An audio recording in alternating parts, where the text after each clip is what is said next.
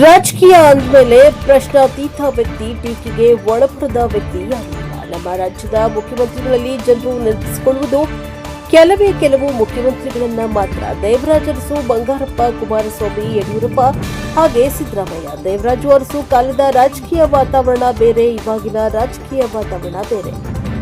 ಆವಾಗಿನ ರಾಜಕೀಯದಲ್ಲಿ ಕುತಂತ್ರಗಳನ್ನ ಮಾಡಿಕೊಂಡು ಮಾಧ್ಯಮಗಳ ಹಾವಳಿಗಳು ಇರಲಿಲ್ಲ. ಮುಖ್ಯಮಂತ್ರಿಗಳಿಗೆ ಒಂದು ಸ್ಥಾನಮಾನ, ಗೌರವವನ್ನ ಕೊಡ್ತಾ ಇದ್ರು.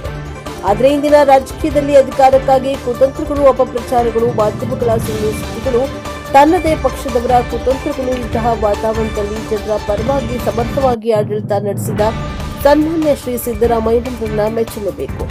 ಜನರ ತೆರಿಗೆ ಹಣವನ್ನ ಜನರಿಗೆ ನೀಡಿದ ಮುಖ್ಯಮಂತ್ರಿ, ಬಡವರಿಗಾಗಿ ಅನ್ನಭಾಗ್ಯ ಕೊಟ್ಟ ಮುಖ್ಯಮಂತ್ರಿ, ಮಹಿಳೆಯರಿಗೆ ಶಕ್ತಿ ಯೋಜನೆ ಕೊಟ್ಟ ಮುಖ್ಯಮಂತ್ರಿ, ಯಾವುದೇ ಜಾತಿ ಧರ್ಮ ಭೇದವಿಲ್ಲದೆ ಎಲ್ಲರನ್ನೂ ಸಮಾನ ರೀತಿಯಲ್ಲಿ ಕಂಡ ಮುಖ್ಯಮಂತ್ರಿ, ಯಾವುದೇ ಮುಚ್ಚು ಮರೆಯಿಲ್ಲದೆ ನೇರ ನಡೆ ನುಡಿಯೊಂದಿಗೆ ಆಡಳಿತ ನಡೆಸಿದ ಮುಖ್ಯಮಂತ್ರಿ, ಯಾವುದೇ ಹೈಕಮಾಂಡ್ ಒತ್ತಡಕ್ಕೆ ಒಳಗಾಗದೆ ಸ್ವಂತ ನಿರ್ಧಾರದಿಂದ ಆಡಳಿತ ನಡೆಸಿದ ಮುಖ್ಯಮಂತ್ರಿ, ತನ್ನ ಇಡೀ ಜೀವಮಾನದಲ್ಲಿ ಕನ್ನಡ, ಇಂಗ್ಲಿಷ್ ಹೊರತುಪಡಿಸಿ ಯಾವುದೇ ಭಾಷೆ ಬಳಸಿದ ಕನ್ನಡಾಭಿಮಾನ ಇರುವ ಮುಖ್ಯಮಂತ್ರಿ, ರಾಜ್ಯದ ಇತಿಹಾಸದಲ್ಲೇ ಹೆಚ್ಚು ಅಭಿಮಾನಿಗಳನ್ನ ಹೊಂದಿರುವ ಮುಖ್ಯಮಂತ್ರಿ, ವಿರೋಧ ಪಕ್ಷಗಳಿಗೆ ಕೆಲಸವೇ ಕೊಡದ ಅವರನ್ನ ಮೂಲೆ ಗುಂಪು ಮಾಡಿದ ಮುಖ್ಯಮಂತ್ರಿ, ಸದಾಕಾಲ ಬಡವರು ಜನಸಾಮಾನ್ಯರು ನೆನಪಿಸಿಕೊಳ್ಳುವಂತಹ ಮುಖ್ಯಮಂತ್ರಿ, ಒಬ್ಬ ದಕ್ಷ ಪ್ರಾಮಾಣಿಕ ಮುಖ್ಯಮಂತ್ರಿ ನಮ್ಮ ಸಿದ್ದರಾಮಯ್ಯನವರು ಮಾತ್ರ. ಸಿದ್ದರಾಮಯ್ಯನವರೇ, ನೀವು ರಾಜಕೀಯದಲ್ಲಿರಿ, ಇಲ್ಲದಿರಲಿ, ನಾವು ಎಂದಿಗೂ ನಿಮ್ಮ ಅಭಿಮಾನಿಗಳು ಎಂದು ಅಭಿಮಾನಿಗಳು ಹರ್ಷವನ್ನ ವ್ಯಕ್ತಪಡಿಸಿದ್ದಾರೆ. Bureau report, Vedamurthy, Prajabhavana TV, Bengaluru. ನಮಸ್ಕಾರ ಎಲ್ರಿಗೂ. ಶಿವಕುಮಾರ್ ಡಿ ಅಂತೇಳಿ, ಶಿವಮೊಗ್ಗ ಜಿಲ್ಲೆ ಶಿಕಾರಿಪುರ, ಪತ್ರಕರ್ತರು, ಜಿಲ್ಲಾ ಸಂಚಾಲಕರು, ಅಹಿಂದ ಕೃಷಿಕ ಸಮಾಜದ ನಿರ್ದೇಶಕರು. ಸ್ನೇಹಿತರೆ, ಇವತ್ತು ಒಬ್ಬ ಒಳ್ಳೆ ಮೇರು ವ್ಯಕ್ತಿತ್ವ ಇರ್ತಕ್ಕಂಥ ಮಹಾನ್ ವ್ಯಕ್ತಿಯ ಬಗ್ಗೆ ಮಾತಾಡಲೇಬೇಕು ಅಂತ ಅನ್ನಿಸ್ತು. ಹಾಗಾಗಿ ನಾನು ಈ ನಾಡಿನ ಜನತೆ ಮುಂದೆ ಹಂಚ್ಕೊಳ್ತಾ ಇದ್ದೀನಿ. ಈ ನಾಡು ಕಂಡಂತಹ ಅತ್ಯಂತ ಶ್ರೇಷ್ಠ ವ್ಯಕ್ತಿಯನ್ನು ನಾನು ಇವತ್ತು ಒಂದು ಸನ್ನಿವೇಶದಲ್ಲಿ ಅವರನ್ನು ನಾನು ಕಂಡುಕೊಂಡೆ. ಇವತ್ತು ನಾವೆಲ್ಲ ಅನೇಕ ನಾಯಕರನ್ನು ಈ ಇತಿಹಾಸದಲ್ಲಿ ನೋಡಿದ್ದೀವಿ. ಕರ್ನಾಟಕ ಇತಿಹಾಸ ದೊಡ್ಡ ದೊಡ್ಡ ನಾಯಕರನ್ನು ಈ ಒಂದು ನಾಡಿಗೆ ಕೊಟ್ಟಿದೆ. ಅನೇಕ ನಾಯಕರು ಅನೇಕ ಛಾಪನ್ನು ಮೂಡಿಸಿ ಹೋಗಿದ್ದಾರೆ. ಅಂತಹ ಒಂದು ಸಾಲಿನಲ್ಲೇ ಇವತ್ತು ಮಹಾನ್ ವ್ಯಕ್ತಿತ್ವವುಳ್ಳಂತಹ ಸನ್ಮಾನ್ಯ ಸಿದ್ದರಾಮಯ್ಯನವರು ಇವತ್ತು ಕರ್ನಾಟಕ ರಾಜ್ಯದ ಸುದೀರ್ಘ ರಾಜಕೀಯದ ಒಂದು ಪಯಣದಲ್ಲಿ 8 ವರ್ಷಗಳ ಕಾಲ ಮುಖ್ಯಮಂತ್ರಿಯಾಗಿ, ಅನೇಕ ವಿವಿಧ ಉಪಮುಖ್ಯಮಂತ್ರಿಯಾಗಿ, ವಿರೋಧ ಪಕ್ಷದ ನಾಯಕರಾಗಿ ಇವತ್ತು ರಾಜೀನಾಮೆಯನ್ನು ಕೊಡುವಂತಹ ದಿನ ಅವರಿಗೆ ಒದಗಿ ಬಂತು. ಎಲ್ಲರ ಜೀವನದಲ್ಲೂ ಕೂಡ ಒಂದು ದಿನ ಬಂದೇ ಬರುತ್ತೆ ಅಧಿಕಾರ ಬಿಟ್ಕೊಡುವಂಥದ್ದು. ಆದರೆ ಈ ವ್ಯಕ್ತಿ ನಡ್ಕೊಂಡಿರ್ತಕ್ಕಂಥ ಒಂದು ಗಳಿಗೆ ಅವರ ವ್ಯಕ್ತಿತ್ವ ಇಡೀ ನಾಡಿಗೆ ಇವತ್ತು ಅದು ಮಾದರಿಯಾಗಿದೆ. ಯಾಕೆ ಅಂದರೆ ಇವತ್ತು ಗ್ರಾಮ ಪಂಚಾಯತಿ ಅಧ್ಯಕ್ಷ ಅದು ಇರ್ಬೋದು, ಯಾವುದೇ ಒಂದು ಅಧ್ಯಕ್ಷರು ಕೂಡ ಒಂದು ಅಧಿಕಾರ ಬಿಟ್ಕೊಡ್ಬೇಕು ಅಂತೇಳಿದರೆ ಒಬ್ಬರು ಮುಖವನ್ನೊಬ್ಬರು ನೋಡ್ತಾ ಇರೋದಿಲ್ಲ, ಸರಿಯಾಗಿ ಒಂದು ಕಮ್ಯುನಿಕೇಷನ್ ಇರೋದಿಲ್ಲ, ರಾಗ ದ್ವೇಷಗಳ ಮಧ್ಯೆ ಅಧಿಕಾರವನ್ನು ಹಂಚಿಕೆ ಮಾಡ್ಕೊಳ್ತಾರೆ.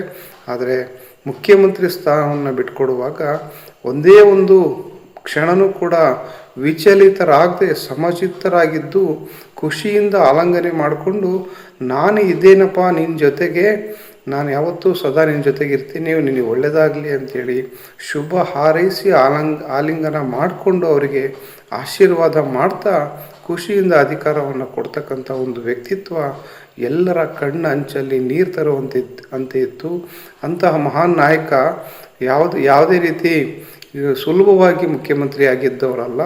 ಒಂದು ಸಣ್ಣ ಹಳ್ಳಿ ಗುಡ್ಡಗಾಡಿಂದ ಕುರಿ ಕಾಯ್ಕೊಂತ ಇದ್ದವರು, ತುಂಬ ಸಣ್ಣ ರೈತರು, ಅವಿದ್ಯಾವಂತ ತಂದೆ ತಾಯಿಯ ಮಗನಾಗಿದ್ದು ಅವರು ಬೆಳೆದು ಇವತ್ತು ಈ ಮಟ್ಟಕ್ಕೆ ಬಂದು ಬಹಳ ದೊಡ್ಡ ಒಂದು ಹುದ್ದೆಯನ್ನು ಇವತ್ತು ಅಲಂಕರಿಸಿ ಅವರು ಬೇರೆಯವರಿಗೆ ಅದನ್ನು ಬಿಟ್ಕೊಟ್ಟಿರುವಂಥ ರೀತಿ, ಆ ಸಂಸ್ಕಾರ ಇಡೀ ನಾಡಿಗೆ ಮಾದರಿ, ಇಡೀ ದೇಶಕ್ಕೆ ಮಾದರಿ. ಎಲ್ಲ ಬೇರೆ ಬೇರೆ ರಾಜ್ಯಗಳಲ್ಲಿ ನೋಡ್ತೀವಿ, ಕಚ್ಚಾಡ್ತಾ ಇರ್ತಾರೆ, ಕಿತ್ತಾಡ್ತಾ ಇರ್ತಾರೆ, ವಾರಗಟ್ಟಲೆ ತಿಂಗಳುಗಟ್ಟಲೆ ಆಗ್ತಾ ಇರುತ್ತೆ. ಆದರೆ ಹೈಕಮಾಂಡ್ ಮೇಲೆ ಇರ್ತಕ್ಕಂಥ ಗೌರವ, ಪಕ್ಷನಿಷ್ಠೆ, ಇವರಿಗೆ ಒಂದು ಕ್ಷಣ ನಿರ್ಧಾರ ತಗೊಂಡು ವಿಚಲಿತರಾಗ್ತೀನಿ ಅಧಿಕಾರ ಬಿಟ್ಕೊಟ್ಟಿದ್ದಾರೆ. ಯಾವುದೇ ರೀತಿ ಗೊಂದಲಗಳಿಲ್ಲ ಅಂತ ಹೇಳಿದ್ದಾರೆ. ಮತ್ತು ಇವರು ಅನೇಕ ನೋವುಗಳನ್ನು ಒಳಗಡೆ ಇಟ್ಕೊಂಡಿದ್ದಾರೆ.